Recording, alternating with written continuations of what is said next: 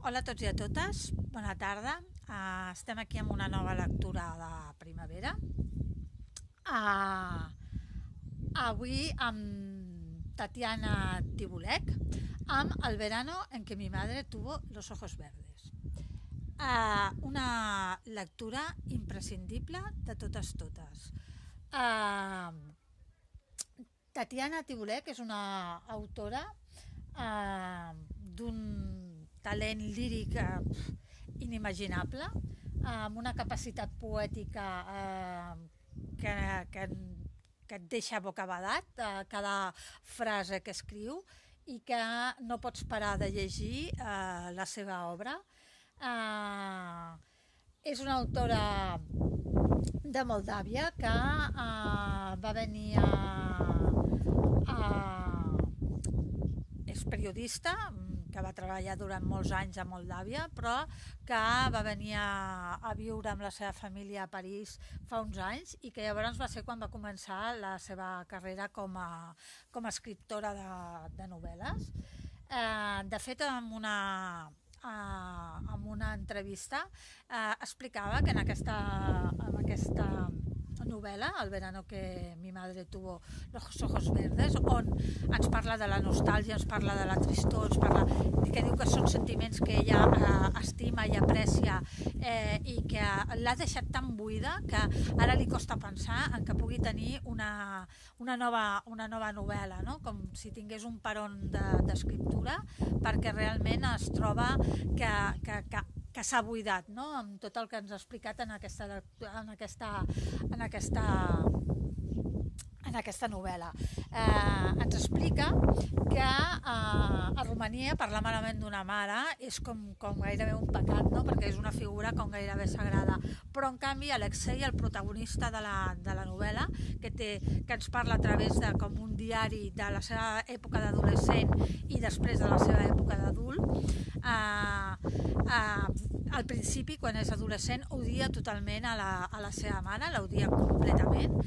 L'odia per un motiu molt clar, la refusa totalment, però d'una manera bestial. De fet, ell està internat per la seva violència, tant verbal com física, en un psiquiàtric durant molt de temps, i no troba que ningú tingui la capacitat d'entendre el que li passa. I odia amb ella i odia també el seu pare, en certa manera, però sobretot focalitza el seu odi i la seva ràbia, tot el seu pesar sobre la seva mare per la mort de la seva germana, que és un tràngol, un dol que no ha superat, però també perquè la mare no va superar tampoc aquest dol i va deixar de costat el seu fill durant la infantesa, no? I llavors l'Alexei diu en molts moments, no? Que quan és adolescent diu: jo necessitava la meva mare per assumir, per poder superar el dol de perdre la meva germana, la persona que més estimava, la persona en la que més m'entenia, i mai et vaig tenir al meu costat. Sempre va ser un moble que em va deixar de costat i que em va oblidar completament, no? I per això l'odia a mort i no em vol saber res d'ella i la tracta com un ésser monstruós, no? Això és el que tenim a la part quan és adolescent, però després tenim una part d'adult en la qual ell s'ha reconciliat amb la seva mare.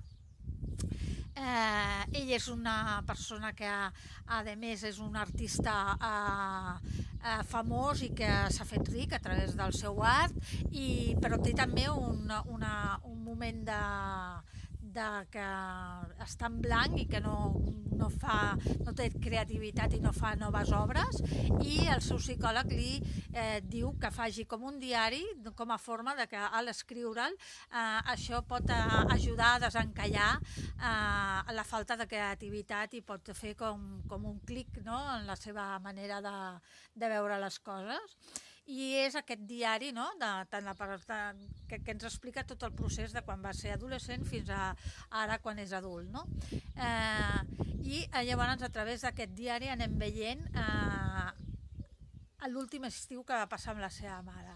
En el moment en què ella ens explica com la seva àvia, com vivien amb la seva àvia, com el seu pare els abandona, com perden a la seva germana, l'actitud de la seva mare davant la pèrdua de la seva germana, i com tot això canvia l'últim estiu que van passar junts, perquè hi ha un canvi de situació, no? La seva mare s'està morint i ella vol recuperar el seu fill, vol ajudar-lo a que hi hagi un canvi de situació, de xic. Entenc que tot el que ha anat fins a llavors no és com tenia que anar, i llavors agafa el seu fill aquell últim estiu i intenta recuperar la relació amb ell, no?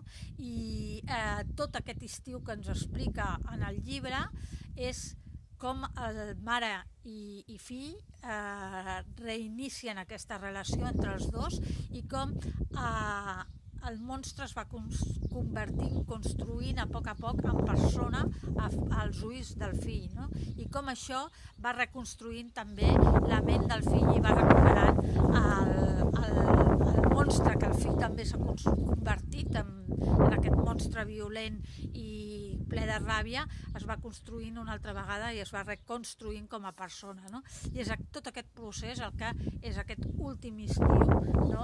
El último verano que mi madre tuvo los ojos verdes, no? És un llibre molt poètic, un llibre de reconstrucció personal, de reconstrucció psicològica, de reconstrucció com a persones, d'estimació, de relació pares i fills, de superació del dol, del dolor, de la nostàlgia, de relacions personals. És molt bonic i molt interessant, i que porta moltes reflexions personals en les que molts de nosaltres ens podem trobar interpel·lats directament per el que ens explica la Tatiana Tibolech. És un llibre que l'autor, el protagonista, fa servir aquest diari com un marc terapèutic, i en la que tots ens podem, l'Alexei ens fa servir-lo com a eina terapèutica, però que tots ens podem sentir interpel·lats per el que ens explica. Hi ha compassió, però hi ha molt cinisme, hi ha molta ràbia per treure, molt de dolor per treure, i hi ha aquesta reconfiguració d'aquesta personalitat agressiva i dura en la comprensió final cap a tot el que també ha sentit i ha passat la seva mare durant tot aquest temps, no?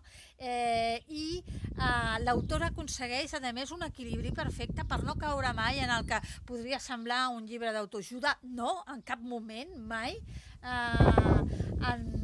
De fet, ens fa una volta a la truita. El que fa és parlar-nos de que la riquesa que té quan és adult de fet no conforma la felicitat.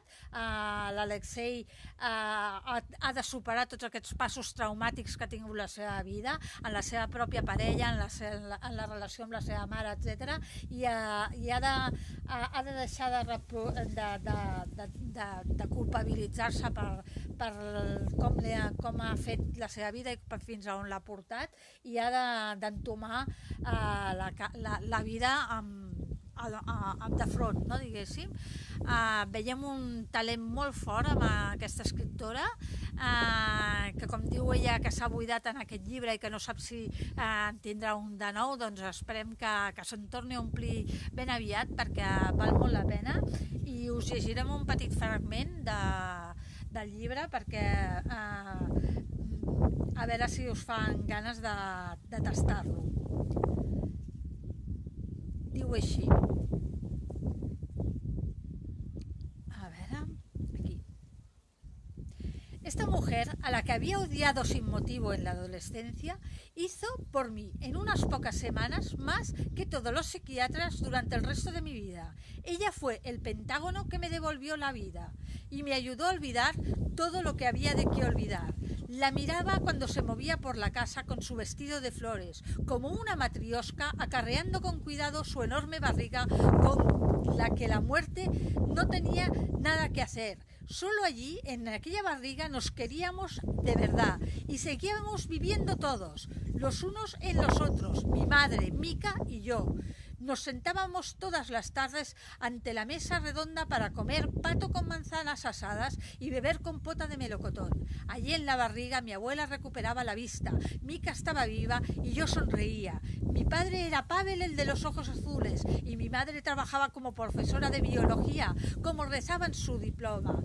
La barriga de matrioska de la abuela era nuestra verdadera vida y lo que nos había sucedido era de ella, no era sino un mal sueño de lo que solo nos podíamos despertar muertos. 2 meses después, cuando le dije que me marchaba, la abuela sacó a tientas una caja de zapatos de toda clase de objetos y me dijo que me la llevara conmigo. En ella escondía mi madre de la mirada de mi padre sus tesoros más preciados, las cartas de amor de Pavel i el certificado de Wishona.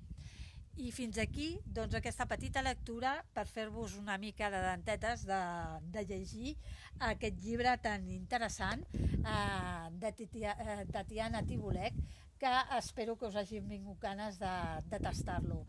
Fins aquí aquesta nova lectura de primavera, amb aquest sol que ens acompanya.